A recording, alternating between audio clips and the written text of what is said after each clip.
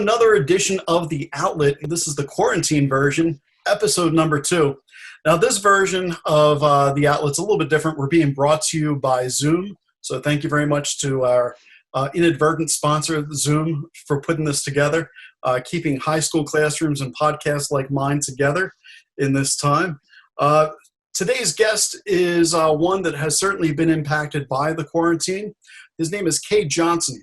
Cade is a senior at Southern Regional High School in Manahawkin, New Jersey. What makes Cade kind of interesting here is he is a lacrosse player who is being recruited to a number of schools and made his commitment earlier this school year. And we'll let him tell you a little about that decision as we get involved. But without further ado, Cade Johnson. Cade, how you doing today? I'm doing pretty well, hanging in there with the whole quarantine thing. So trying my best to keep my sanity.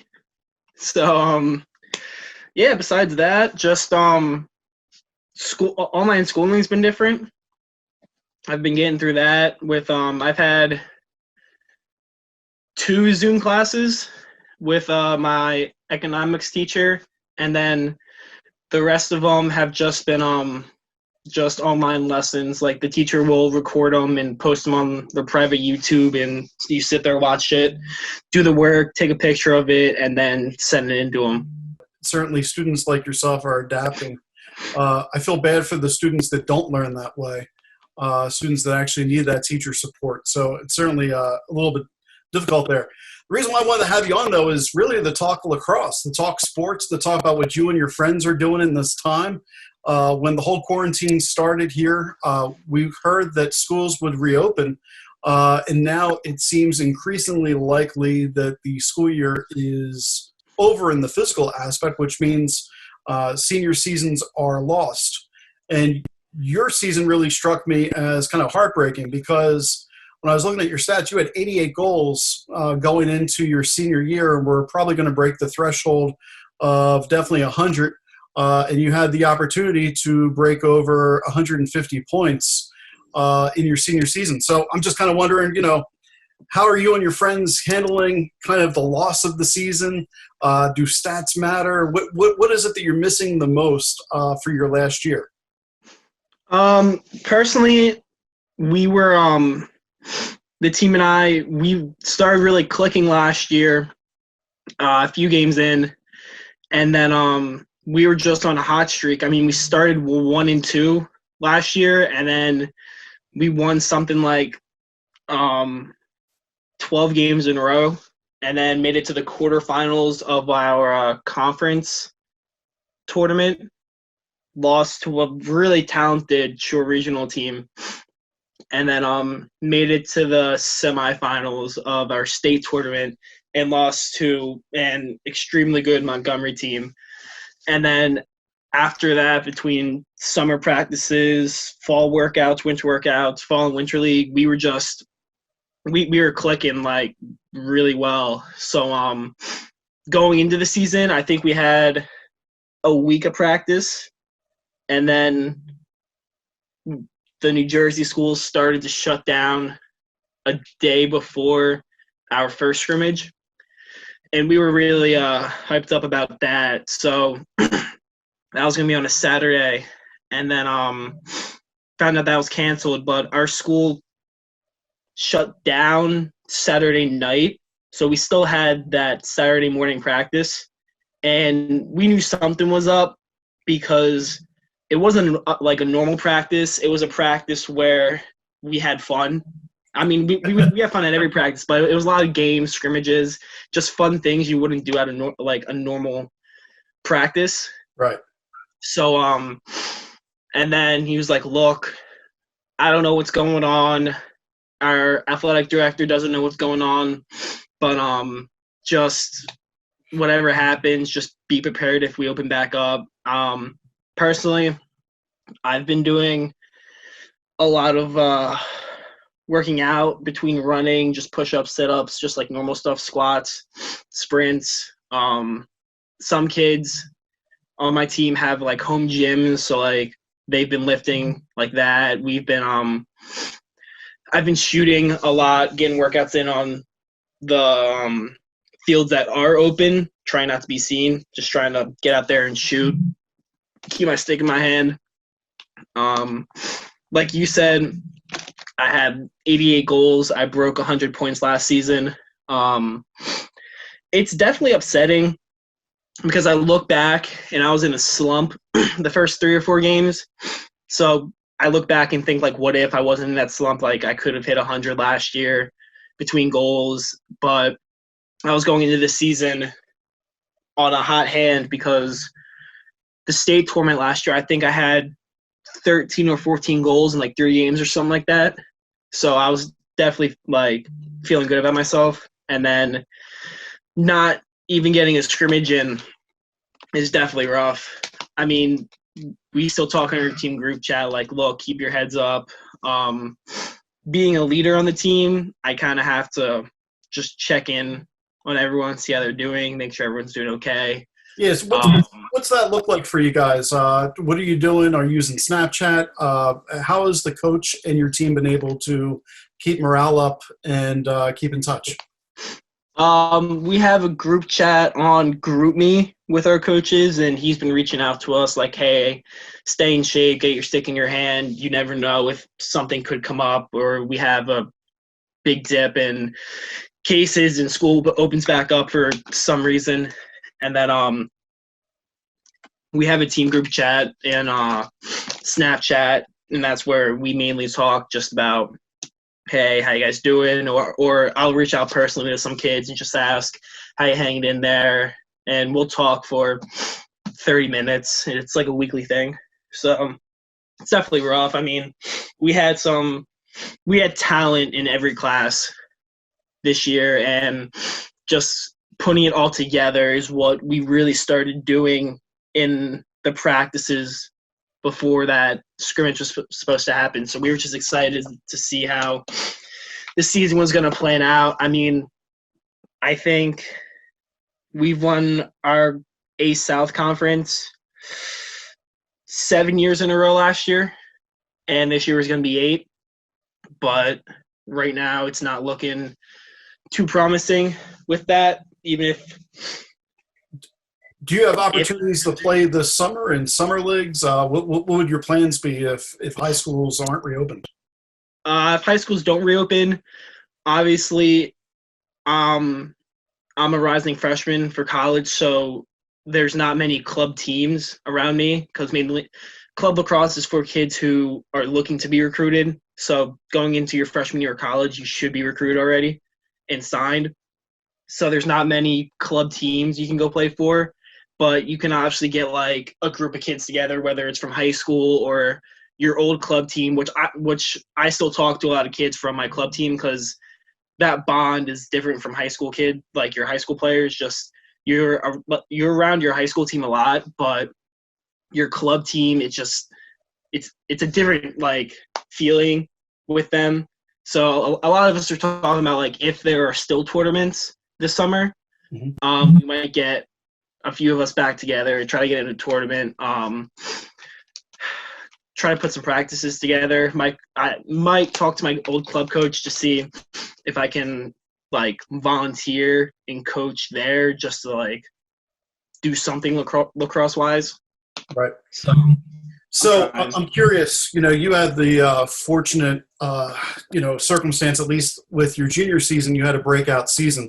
I think I looked up, you scored 52 goals, 20 assists, some along those lines. The division named you one of the players of the year by the division coaches.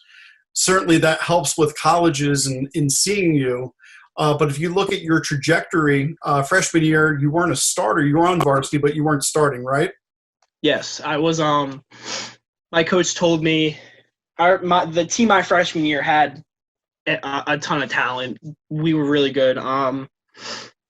There were 2 seniors ahead of me for attack and a sophomore who played freshman year but didn't start, so it was like his time to get in. And then I ran midi my freshman year just to get some playing time, and when we were up on teams, my coach would put me in at attack. but I ran midi most of the time, so it was hard getting in on those midi runs. And then sophomore year, I became a starter, and then junior year is when I had my breakout, like you said. Yeah, so sophomore year, obviously you had the right trajectory. You went 9 goals to about 30 goals, up to 52.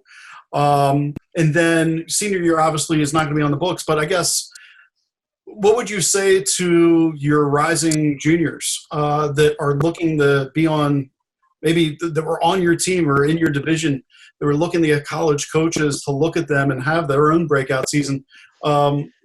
What would you say as far as advice for them going into a senior year so they can continue to improve? I mean, the biggest thing is if you are lucky enough to play club, because club is a lot for some families. If you are lucky enough to play club and you do get some tournaments this summer season, break out there. That's where just have like big heydays there. That's where a lot of recruiting is done in lacrosse, because obviously club takes the best players from high schools to put into tournaments in a team. So going against the best around the country in tournaments, because teams fly in from California, Michigan, just everywhere, to tournaments in Long Island, Pennsylvania, Delaware, Maryland. And that's where a lot of in Jersey even, that's where a lot of my tournaments were held. And there's tons of coaches. I mean, sign up for personal showcases, especially, because that's where I got most of my offers from. I did do prospect days, but the ones I went to, I didn't get offers from. So personal showcases are huge, and obviously tournaments are huge too. So just so speaking of which, you getting noticed. Why don't you tell everybody which school you decided to go to, because I've not introduced that yet. I am going to Chestnut Hill College in Pennsylvania. It's a small D2 school. I think there's about 1,700, 1,400 kids there. Definitely on the smaller side. So I chose there personally because it's an hour and a half from where I live. Most of my family, extended family, is 20 minutes to a half hour from the campus itself. So that helps being able to have family at games, because I've never really not had that. So it's kind of like big to me. I really like the campus. I like the coaches, the team. They were just a big family. Like, everyone hangs out with each other. I didn't see too many cliques there within the team. Mm-hmm. So that was definitely huge in my part. And yeah, that's why I chose there. So it's going to be very interesting, I think, when you get to college, to find out how the loss of a collegiate season impacts everybody else, including yourself. Have you talked to any of the coaches there? Have you talked to any players? Has anyone been in touch with you at this point regarding next year? Coach Terranova has reached out to me a few times, just checking in, seeing how I'm doing. And I've talked to some players there. Obviously, they're really upset as to what happened with their season. Obviously, you probably heard that the NCAA is offering the seniors a extra year of eligibility. Correct. So I reached out to Mike Trezza, who is or was a senior this year. And I knew him because he coached at my club and plays there. Reached out to him. I was like, hey, have you thought about taking that extra year? Because personally, I think it'd be pretty cool playing with one of my club coaches. So when I found out he was a senior this year, I was like, all right, whatever. Not a big deal. But now that he has an option to come back for that extra year, it's he still hasn't thought about it, because it's a lot. Either go and play another year of college lacrosse or go and start real life. And some kids are on the fence about that. Yeah, let me tell you, once you start real life, it never stops. So take your time on that as long as you can.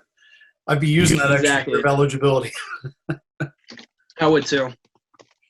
So let's talk about some other stuff. So in the middle of a quarantine life, relationships have got to be a little bit more difficult too. How have you found balancing relationship life and friends? Friend wise, a lot of parents are taking quarantine like they should be, and so is my mom. Like, the only time I really talk to friends is either through Snapchat or when I'm playing Xbox with them. And I do have a girlfriend right now. She her mom's the same way with taking quarantine seriously. So we'll go places, but like stay like in our cars, talk through windows, FaceTime, stuff like that. So you find ways to like be able to see each other in person without breaking quarantine rules, So yeah, we're just working over it with my buddies. Like I said, we'll do group FaceTimes, just talk to each other. But it definitely takes a toll on high school and college kids' mental state because we're very social. So it's hard. Yeah, I was going to ask you, have you talked to any of your friends that really, from a mental standpoint, are really struggling and having a difficult time? And if so, is there anything being done for them? I mean, I personally have I have a weekly phone call with my guidance counselor, just talking to each other, seeing how I'm doing, checking in on me. A lot of us are talking to each other about everything. We've all thought like, wow, we did 12 years of schooling not to walk across the stage and get a diploma. So that's definitely rough. A lot of us might have gone to our last day of high school and not even realized it. So that's definitely rough. And it's crazy because we'd be in school and we're like, oh, this sucks. Like, I just want to go home. I want to go to practice or something. And now we're sitting at home and thinking, I want to be back in class. Because everyone has like school friends and then they're like their real friends. So we all thought like we'll be able to see each other for a few more months, but you might not talk to some kids ever again, which is amazing and mind-boggling because you thought you had 4 more months to see them. Yeah, what's crazy about all that too is, most of my kids would have probably told me when I'm teaching in class, Bolden, I just want to stay at home all day and play Xbox. Like, people can make money. I want to run my YouTube channel. And now that I'm doing my Zoom classes and having conversations, everybody wants to be back in the building. They're realizing, like Xbox is only taking them so far. They really want to get back out and do something. But what has been the best distraction for you? Has it been the Xbox? Like, what is it that you're doing to try to, outside of stay active, obviously throwing a ball around, what are you doing when you're inside the 4 walls of your house? TikTok. Just scrolling through that app for hours, just because I don't know if you have it, but there's some funny videos on it. So I just sit there, waste my time on it, laughing and sending videos to my friends that I find funny. So it's just that takes up hours upon hours. And my sleep schedule is also pretty bad. I'm not gonna lie. It's like same with every other high schooler, but it's the same with everybody. I mean, yeah. I'm falling asleep around 2 a.m. and waking up right before I gotta, wake up for my work day here, and then on the weekends, waking up at like 10 or 11, letting the kids go downstairs. Mm-hmm. The other day, I was awake till 6:30. Woke up around 12. It was bad. And then I took melatonin just to try to go to sleep last night. And I went to bed at like 12:30. So that was nice. Body naturally woke up around 10.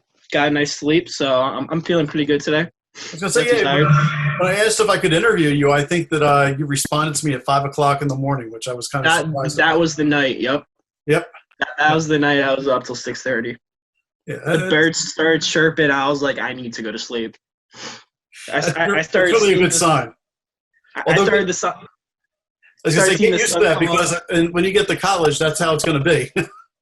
Oh yeah, no, I don't doubt it. I mean, I'm looking forward to my major, but I'm not looking forward to like the gen ed classes I gotta take, like the Right. math, the language. And I'm going to a Catholic school, so I think I have to take 1 or 2 semesters of religion. You're going to have to take theology as well. Absolutely. Nice. You can reach out to me if you get stuck on that. I had All right. a total of, I don't know, almost 19 years between grad school and everything else of Catholic schooling. So I can help you out. Thank you. What are you looking forward to the most? Definitely being able to just go back to normal life whenever that happens. I'm looking forward to being able to socialize like we were. When we weren't in quarantine, you were able to just text your friends like, hey, you want to go get some wings, you want to go get some coffee, and now you can't do that, and that's definitely rough because you just want to go out now. Definitely looking forward to going back to normal life. Tell me a little bit about positives that might have come out of the quarantine. We've obviously talked about the things that people are sacrificing going without, but would have been some positives that you and the family may have recognized that this has given you an opportunity for. Being a mainly spring season household, between my sister playing lacrosse and being a sophomore now and a freshman last year, my mom coaching at the high school, being the varsity girls coach, and me playing a spring sport, definitely more family time, so that's a plus. We've been doing game nights, a lot more family dinners, a lot, because usually it's just on the run, quick stuff. Because my mom is the director of the rec program in town, so she's either at practices, after her high school practices, or meetings and stuff. So definitely more family time coming out of it, so that's a big plus. There's definitely something that's nice about slowing down just a little bit. No, I agree. And this is my first spring season off in couldn't tell you how many years, because I played club soccer in the spring before I started playing lacrosse. So it's definitely been a while since I've had an off spring season. Or do you see yourself at this point 100% lacrosse when you get Chestnut Hill, or do you think you would ever look at soccer again, or have you left that behind? I've left soccer behind. One thing I do think about a lot is my short-lived football career as a freshman. I was lucky enough to kick for all 3 levels of our high school football team, which was nice because I only practiced 3 days a week, because I would have freshman games Thursdays, varsity games Fridays, and JV games Monday. So you figure I practiced Tuesday, Wednesday, and sometimes Saturday. So possibly a reboot in the kicking career, but I'm just gonna see how that plays out. So I guess I wasn't familiar. There's Chestnut Hill. They have a Division II football program. Chestnut Hill has a football team, but it's sprint football. I don't know if you've ever heard of it. Sprint football is everyone, including the linemen, have to be under like 180 pounds or something like that. All right, what are you at right now? Last time I saw a write-up on you, you were at 185. Height, I try and remember what I read. Was it 6 foot? No, not even close. Those things are always off. Okay. I'm around 5'8". I'm definitely on the shorter side. Being a broader guy, I'm not too proportional between my legs and my torso. So right now, last time I checked, I was 193, and that was in the beginning of quarantine. And I've lost some muscle mass, definitely. So I'm probably down to like 190, 185-ish because of I don't have, like a barbell or dumbbells to lift here. It's just all body weight stuff. So you can't keep that same muscle mass, but you can try to maintain it as much as you can. So I'm around 190, 5'8". Gotta get your father up on your shoulders, and you can start doing squats with him. Yeah. No, last time I was doing squats, I was using like a case of water, 2 cases of water, and a dog food bag. So that's definitely interesting. Try to bench with it. It's definitely hard keeping the balance of it. But I'm trying to find random things to lift in the house that are somewhat heavy. Show your dog the videos of the goats that jump on top of people while they're working out, and maybe your dog will start doing that. Oh, yeah, the yoga stuff. My dog doesn't like being picked up, so it's kind of crappy. But little lightning round here. Who would you say is your favorite lacrosse player, and why? Definitely Matt Rambo. I kind of base my play style off him because he's one of the bigger, stronger dudes in the league, and he uses his body a lot, and I like to use my body when I can. So, you kind of push your way in there, try to get a goal for the team. Just his play style is it's really similar how I play, so it's definitely nice. Okay, second question. If you could play indoor professional lacrosse or outdoor professional lacrosse, which one would it be and why? Definitely outdoor. I tried indoor, and it's hard. It's a lot of in close contact. But outdoors definitely where I've thrived. All right. And if you could play for any professional outdoor team, what team would you want to play for? Definitely the PLL Whip Snakes. They be on an attack line with Matt Rambo. That'd definitely be a fun time. Him being a natural lefty, me being a natural righty, I think we could link up pretty well. That would be pretty awesome. I'd love to see something like that.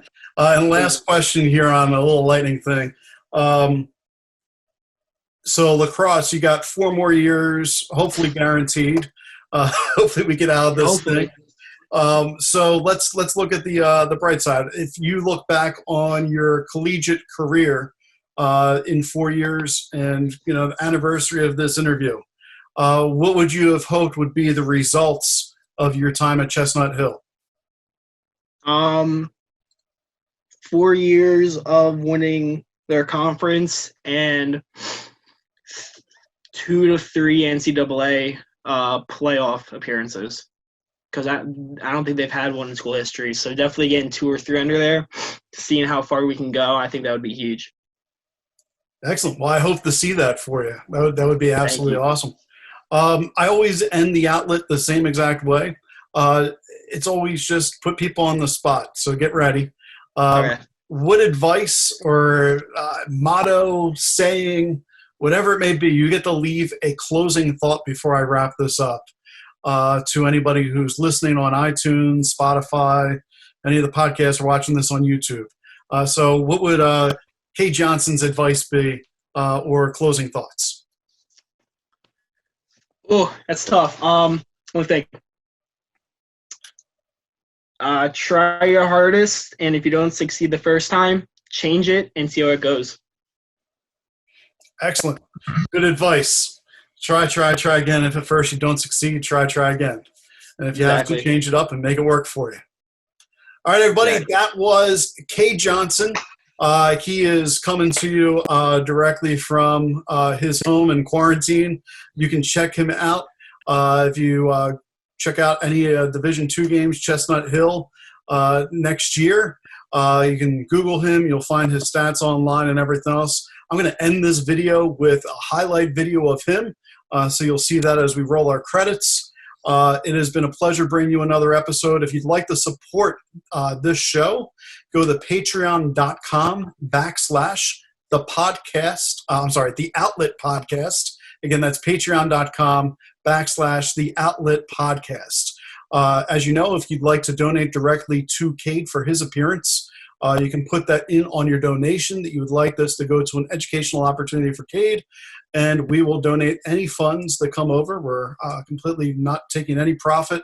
Would like to support the people who are on the show. We thank you for listening to the podcast. If you didn't tune in online, feel free to share this with other people. If you know people who would like to be on the podcast, send them my way. Look forward to seeing everybody very soon. Cade, thank you so much for your time today. I appreciate you stopping in. Thank you for having me. Absolutely. Good luck. Stay in shape, stay active, stay well. Everybody enjoy as much as you can. Keep that social distancing and be well. I'm Greg Bolden. Thank you for tuning in. Take care.